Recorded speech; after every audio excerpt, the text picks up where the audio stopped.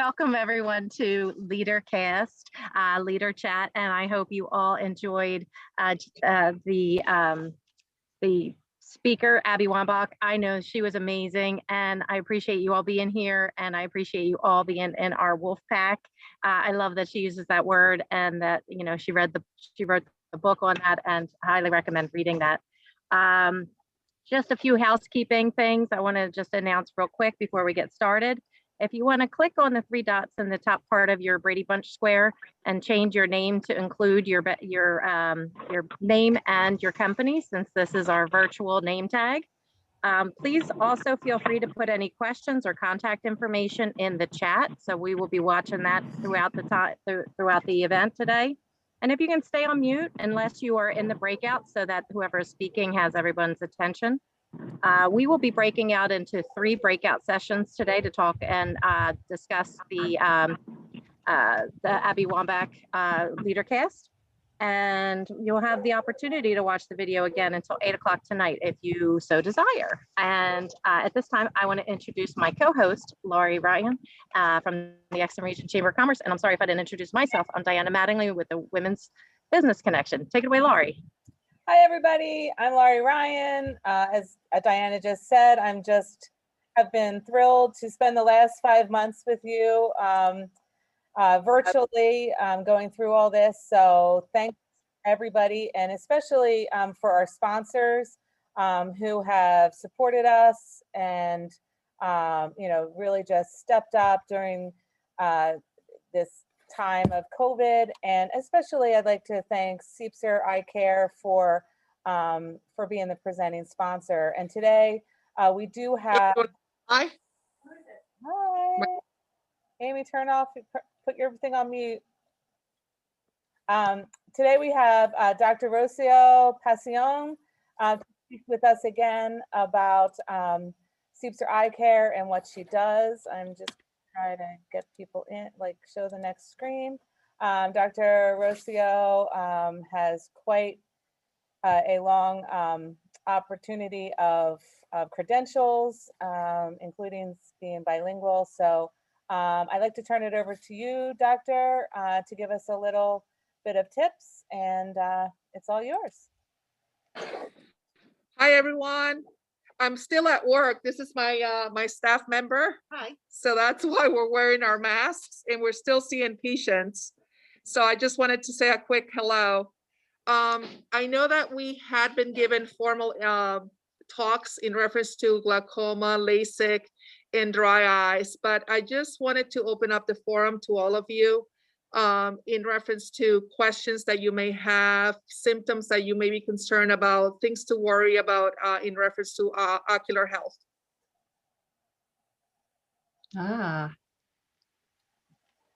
Someone has I have a question. Go ahead. Okay, I have been told I would love to get the LASIK surgery, but I've been told that I'm not a candidate for that. So what makes you a candidate for the LASIK? You know, I have my eyes I started having trouble reading when I turned 40 is really what it is. That's okay, that's an excellent question. It all depends, without disclosing a lot of per HIPAA, a lot of medical information. Do you know if you are a high myope, if you're very nearsighted? I don't know. You don't know. Okay. So one of the things that some other centers may deter you from getting LASIK, it has to do with if you exceed a certain amount of refractive error. And the reason that is, it has to do with how much of the cornea we are shaving off. And that has to do with the corneal thickness. However, even if your corneas are thin, you still qualify for a refractive surgery. It is called ICL, and that is an intracameral lens that is able to neutralize your refractive error. And Dr. Seepser, our surgeon, is leading with anything that has to do with refractive laser corrective surgery. So things that other centers may say you're not a candidate, it has to do with realistic visual expectations. It has to do with the corneal thickness and the amount of refractive error you have. Awesome. That's a very good question. Yeah. Thank you. And Dr. Rocio, Pasión, what would we like, just to help everybody know, what would we do if we wanted to have that question? How would we get an appointment, or what steps would we need to answer any of the questions we might have about our eye needs? Correct. So at Seepster Eye Care, we have 2 offices, one in Wayne and one in Plymouth Meeting. And at either office, you can schedule what we call a LASIK evaluation. So at the LASIK evaluation, which is a free consultation, you can come in and one of our physicians is going to do a formal comprehensive eye exam. We want to make sure that that particular patient, we're not missing any glaucoma, any cataracts, any corneal issues, any macular degeneration, diabetic changes such as diabetic retinopathy, hypertensive retinopathy. And so when you do come in, we do have to do that comprehensive eye exam, and then we'll let you know what your options are. Then we talk about age, and that's where realistic expectations come in. Anyone that is between the ages of 38 to 42 is presbyopic, which means that you're losing the power to accommodate up close. And that means that we have to talk about realistic expectations. That means one eye would be more corrected for distance and the other eye would be more corrected for near, which is called mini monovision. Awesome. Thank you so much for everything. And I know that we're going to be meeting in person, in some cases come June, and we'll have more opportunity to speak with your team about other questions that we might have. But I appreciate you being here and supporting us this time. So thank you. I know you're. Oh, you're nice talking to all of you. Okay, wonderful. Thank you. And Diana, do you want to take it over now? Thank you so much, Seepster Eye Care, for sponsoring again and taking the time to be here today. At this time, it is my pleasure to introduce Jen Cronenberger, and she has spoken for both of our organizations in the past, and so we are absolutely thrilled that she could join us today. Not only is she a great fit because she has her sports background, but it turns out she's like friends with Abby, so like crazy coincidence. But Jen is a widely sought after 4-time TEDx speaker and thought leader. She's the founder and chief inspiration officer of J-Lin Consulting Group, LLC, and Human Leadership Institute. Most of her last 20 years have been spent instilling confidence and building deeper connections and awareness. Her master's degree is in sports and human performance psychology and is a Dare to Lead instructor. She holds certifications from the Harvard Business School in Sustainable Business Strategy, Diversity, and Inclusion from Cornell University. The Science of Well-Being from Yale University is currently a doctoral candidate in the field of leadership. Jen was selected as an invite-only member of the Forbes Coaches Council for 2020 and 2021. I don't normally read somebody's bio, but I really just had to give it justice because it's really impressive here. So Jen has a podcast called Possibly Project and writes monthly columns for a variety of publications, including Forbes. She publishes her first book in 2012 called These 5 Words Are Mine. I read it. It's awesome. Listed as one of the best motivational speakers in Philadelphia and Washington, D.C. regions, and the 2020 Power Women from Mainline Today magazine. Jen is a storyteller who will remind you that being authentic is the most important thing you can deliver to the world. And I bring you Jen Cronenberg. Thank you so much. Thank you so much. It is a pleasure to be here with you all again. I've gotten to sit on these, a couple of these so far, and I loved it. So I'm so happy that I get to be with you again today and partake in this way. So happy Tuesday. Do me a favor and take a nice deep breath. It has been a long 14 months. And so my question, and I will kick this off by asking you this sincerely, how are you doing? And I want you to think about that for a second and just take another deep breath if you need to. So I've been asking this question to companies right now. And one of the things that I've noticed is when we ask the question, how are you doing? Usually you get the pleasantries, right? Oh, I'm good. You know, it's Friday or, you know, whatever. I'm hanging in there. And then pause and ask it again. And this time, how are you doing really?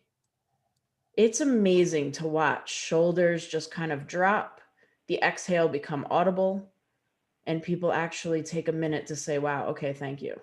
Thank you for seeing me. And so I wanted to start today that way, because I think as we talk about Abby and we talk about some of the opportunities that she's put in front of us today, I want us to see each other, and I want us to be able to respect each other and our thoughts and feelings. Everyone has a voice. So our intentions are, I don't use the word expectation, intentions are that, when we create a culture of belonging, which is what we're going to do here today, we're given a safe space to be vulnerable. And being vulnerable is a real gift, and it's a strength. It's not a weakness. And then what we discuss here stays here. So, I want you to know that you're safe here. You can talk about what you want to talk about. You can say what you want to say, and it doesn't go beyond these Brady Bunch squares. Trust is essential, right? And without trust, we don't have the ability. There's no vulnerability. And participate. So today is about using your voice. Practice using your voice. We don't have opportunities sometimes to use our voice. So today you get to use your voice. So a quick review. Obviously, I could give you, Abby's bio, you've read it.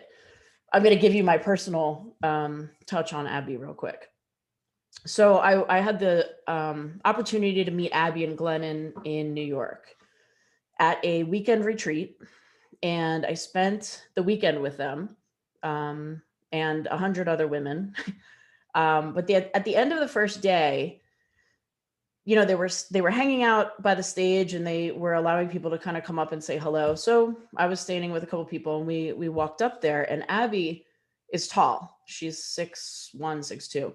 So she's standing and she sees me and she pointed at me. And I'm looking like, are you pointing at me? Like, what, why? So I'm getting up there. She goes, you look really familiar to me.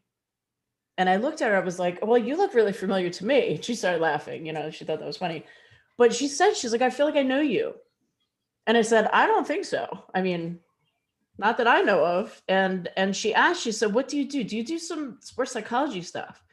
Apparently, she's friends with someone who did some work with me a while back and recognized me. It was very strange. But I will call that my defining moment in Abby world, that she pointed to me and said, I know you. So she's lovely. She's a really great human being. And she's a lot of fun. She's serious when she needs to be serious, but man, she can dance with the best of them. That was a good time. So her points that she gave us, and we're going to kick off our first question here. But I want you to think about let's review quickly the 4 points that she gave us. The first one is about failure. Make failure your fuel is what she says. And when you think about failure as being opportunities, I've looked at these last 14 months and I say, with chaos comes opportunity. And that's typically the case. We have opportunities right now to pause and to come back and do it better. And I think that was one of the things that Abby learned when, the opportunity and the setback and what she was able to accomplish, she turned that into her fuel to move forward. I always say, we as human beings attach emotion to failure. Failure is not good or bad. It's just a thing. It's just feedback. And so make it your fuel. Know when to demand the ball. Abby's good at that. She tells that really awesome story about Michelle Akers, about demanding the ball. And she told that story when I saw her. And I remember that stuck with me. Really knowing when to step in and lead and when to let others do it. And then leading from the bench, she tells her story about how she was benched and she could have really, that could have been a blow to her ego and her psychological, resources at that time, really.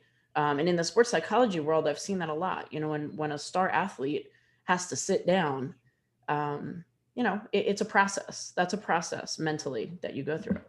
And then finding your pack. Today, this is our pack. And to be able to grow a group of people together and to build that safety is awesome, because it's a support system is what it is.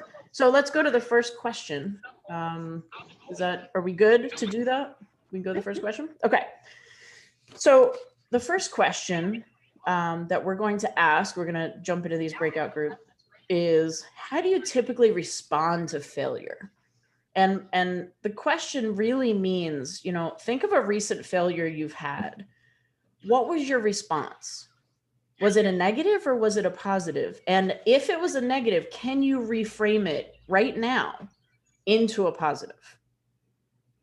So we're going to go into breakout rooms. We're going to talk about that, and then we're going to come back and debrief.